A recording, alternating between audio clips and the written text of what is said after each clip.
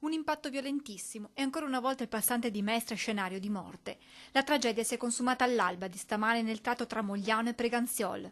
Fermo sull'area di sosta un tir svizzero. Pochi istanti e contro l'auto articolato si schianta un furgoncino. Al volante Giulio Radivo, 40 anni, di Trieste, dipendente di un'azienda di tecnologie triestina. Lo scontro è terribile. Tra le lamiere contorte del mezzo il corpo ormai senza vita dell'automobilista. Sul luogo arrivano subito i sanitari del SUEM, ai quali non resta che accertare il decesso di Radivo. Alla Polizia Stradale di Venezia, invece, il compito di ricostruire la dinamica del sinistro. Sull'asfalto nessun segno di frenata. Secondo i primi rilievi l'uomo non si sarebbe accorto del mezzo pesante fermo. Probabilmente alla base dell'incidente un malore, un colpo di sonno o forse la nebbia che in quei minuti era scesa lungo quel tratto.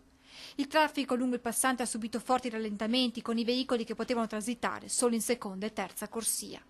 Una tragedia, quella di stamane, che arriva a poco più di 2 mesi da un altro drammatico incidente accaduto sempre lungo il passante, a pochi chilometri di distanza dal luogo in cui ha perso la vita Giulio Radivo. Era il 29 luglio quando 2 operai trevigiani che stavano lavorando lungo il passante perdono la vita.